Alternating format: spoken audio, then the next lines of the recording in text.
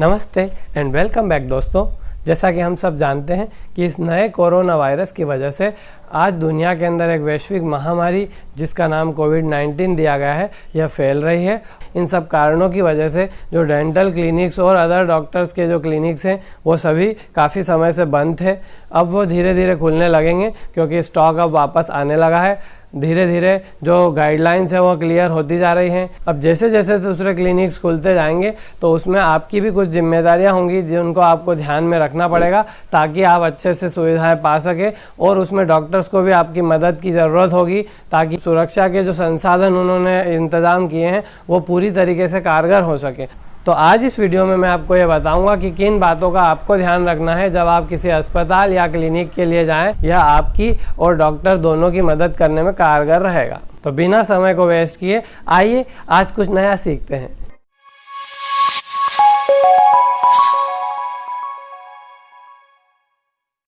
दोस्तों, ये तो हम सब जानते हैं कि इस वैश्विक महामारी के पहले और बाद में जीवन एक जैसा नहीं रहेगा, लेकिन अभी भी ये महामारी ख़त्म नहीं हुई है। आप सोच रहे होंगे कि लॉकडाउन खुल चुका है तो अब धीरे धीरे सब नॉर्मल हो जाएगा। ऐसा बिल्कुल भी नहीं है।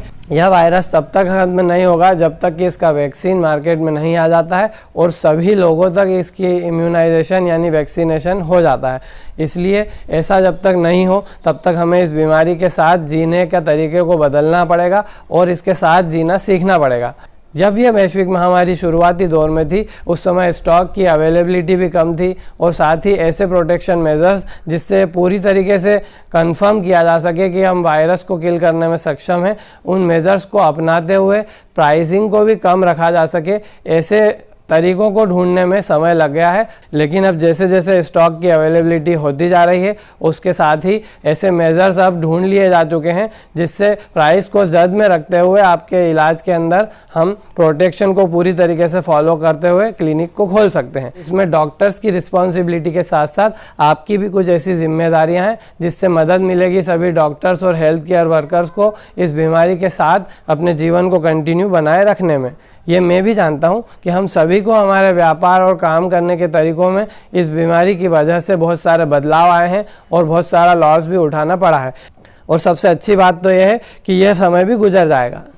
अब बिल्कुल भी देर किए बिना हम सीधे बढ़ते हैं उन बातों की तरफ जो आज मैं आपसे शेयर करना चाहूँगा। फ्रेंड्स, अभी तक जो अस्पताल खुलते थे वहाँ पर साफ़ सफाई, डिसइंफेक्शन और स्टरलाइजेशन और जो सैनिटरी मेजर्स वो लोग करते थे वो उपयुक्त होते थे उन बैक्टीरियाज और जीवाणुओं के लिए जो हमारे आसपास होते हैं।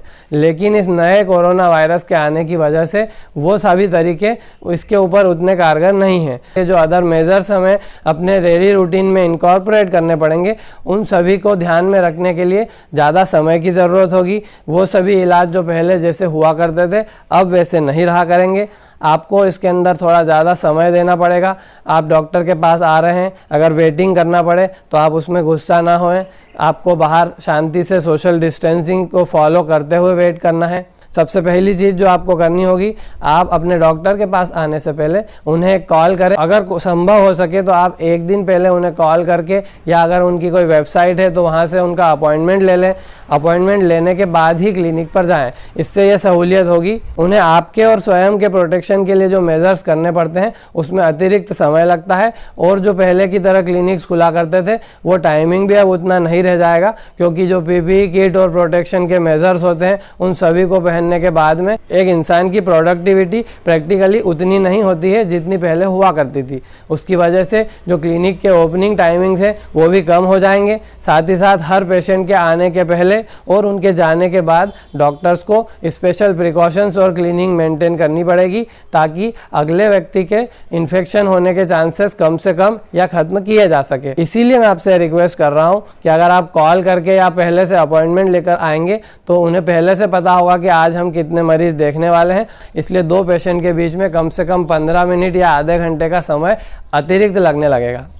मेरी आपसे रिक्वेस्ट रहेगी कि जब आप अपने इलाज के लिए घर से निकल रहे हैं तब आप अपना मास्क पहन के आए, अपने साथ में एक छोटा क्लॉथ बैग जरूर रखें। इसमें सिर्फ ज़रूरी चीज़ें जैसे कि आपका मोबाइल हुआ, पैसे हुए, ऐसी वैल्यूएबल चीज़ें रखकर अलग सुरक्षित जगह पर रख सकते हैं, जिसके अंदर आप अपनी बॉडी को ढकने के लिए एक छोटा टॉवेल साथ लेकर आएँ। इससे फ़ायदा यह होगा कि आपके डॉक्टर इलाज के दौरान उसी टॉवेल से आपको ढक देंगे जो एक ड्रेप का काम करेगा। इससे समय की भी बचत होगी, आपके प्रोटेक्शन में भी इन्हेंसमेंट होगा, साथ ही साथ जो ट्रीटमेंट की प्राइसिंग है उसको कंट्रोल करने में भी हमें मदद मिलेगी। और सबसे ज़रूरी बात जिसका आपको ध्यान रखना है, आप अपने डॉक्टर के पास आएँ तो जो समय आपको दिया गया है तो आप कम से कम उसके 15 मिनट पहले क्लिनिक पर पहुँचे, ताकि उन्हें भी व्यवस्था बनाने में आसानी हो। और अगर संभव हो तो अकेले आने की कोशिश करें, इससे वहाँ पर भीड़ भी नहीं बढ़ेगी और सुरक्षा बनी रहेगी। और एक रिक्वेस्ट आपसे यह भी रहेगी कि आप अपने घर से निकलने के पहले अपनी पूरी तैयारियां कर लें, थोड़ा नाश्ता कर लें, पेट में कुछ रहेगा तो आपको एनर्जी बनी रहेगी। साथ ही साथ घर से बाहर निकलने के पहले अपने उस क्लॉथ बैग के अंदर फ्रूट जूस की बोतल या फिर आप ग्लूकोज का पाउडर मिला हुआ जो पानी है वो आप साथ रख सकते हैं। उसको पीने से एनर्जी बनी रहती है। और जो इलाज का प्रोसीजर होता है उसके स्ट्रेस की वजह से कई बार पेशेंट्स को चक्कर आने लगते हैं, तो उससे भी उसमें निजात मिल जाती है। अब जब आप क्लिनिक के अंदर एंटर हो रहे हैं तो कोशिश करें कि वहाँ पर किसी भी ऐसी चीज़ को ना छुएं जो ज़रूरी ना हो। आप अपने स्थान पर आकर बैठ जाएं, वहाँ पर ही बैठकर इंतज़ार करें। अपने हाथों को बांध लीजिए और एक जगह पर रखिए, या हो सके तो आप अपने मोबाइल के अंदर अपने आप को व्यस्त रखिए, समय का भी आपको पता नहीं चलेगा। जब डॉक्टर आपको अंदर बुलाते हैं तो आप बिना किसी ऑब्जेक्ट जैसे कि गेट के हैंडल या दरवाज़ा या किसी भी चीज़ को छुए बिना सीधे अंदर आएँ। क्लिनिक के अंदर आने पर अलग अलग डॉक्टर्स के अलग अलग प्रोटोकॉल्स होंगे, उनके मेजर्स होंगे। तो सबसे पहले आप डॉक्टर्स से उनको डिस्कस करिए, उन्हें समझिए, ताकि आप उन्हें ठीक से फॉलो कर पाएँ।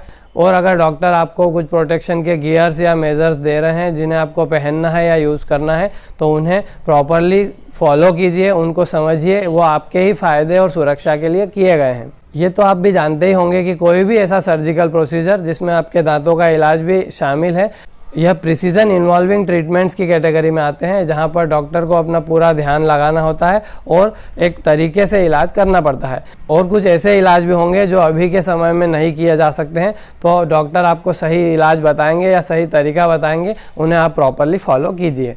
जो डॉक्टर आपका इलाज कर रहे हैं उनके ऊपर ऑलरेडी बहुत ज़्यादा स्ट्रेस होता है। स्ट्रेस इस चीज़ का नहीं है कि लॉकडाउन होने की वजह से पेशेंट्स कम हो रहे हैं।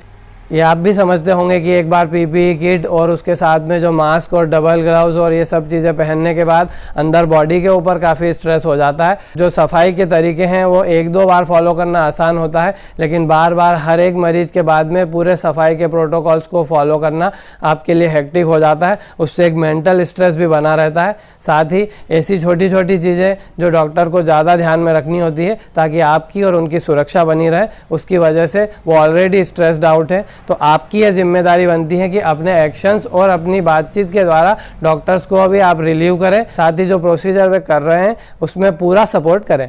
अब चूंकि आपका इलाज कंप्लीट हो चुका है, एक और रिक्वेस्ट ये रहेगी कि जो पेमेंट का आप प्रोसीजर कर रहे हैं वो ज़्यादातर ऑनलाइन या फिर कॉन्टेक्टलेस तरीक़ों से करें तो ज़्यादा अच्छा रहेगा। अब जो सबसे ज़रूरी बात है, यह डॉक्टर की जिम्मेदारी आपका इलाज करने के बाद में कंप्लीट हो जाती है, लेकिन अब आपकी जिम्मेदारी यहाँ पर आ जाएगी। इलाज के बाद आपको क्या क्या इंस्ट्रक्शंस फॉलो करने हैं वो सब अपने डॉक्टर से पहले से ही पूछ लें। आपको यह आगे रहकर पूछना होगा, क्योंकि इतने स्ट्रेस की वजह से हो सकता है आपके डॉक्टर आपको उन्हें ना बता पाएँ। ये सभी इंस्ट्रक्शंस लेने के बाद जब आप अपने घर पर जा रहे हैं तो अब आपकी जिम्मेदारी यहाँ पर बढ़ जाती है। आप पहले की तरह जैसे आप घर जाते हैं और घर पे बैठकर लोगों से मिलना जुलना या घर वालों से मिलना, ये सब नहीं करना है। आपको ये ध्यान रखना है कि हमारे जीवन में इस बीमारी की वजह से बदलाव आ गए हैं, तो आप सीधे बिना किसी से मिले अपने घर जाएँ। घर में बाथरूम में जाकर वो जो कपड़े आपने पहन रखे थे, साथ ही वो जो टॉवेल डॉक्टर ने आपके इलाज के दौरान यूज़ किया था, उन सभी को आप सर्फ या साबुन के पानी में गला दें। गलाने के बाद में उन्हें अच्छे से धो लें। आपको सिर्फ हाथ धोना नहीं है, उन कपड़ों को धोने के बाद में आप भी नहा लीजिए। इससे आपकी बॉडी पूरी तरीके से क्लीन हो जाएगी। फिर आप अपना डेली रूटीन स्टार्ट कर सकते हैं। इस छोटे से बदलाव की वजह से आप और आपके घर के सभी सदस्य सुरक्षित बने रहेंगे।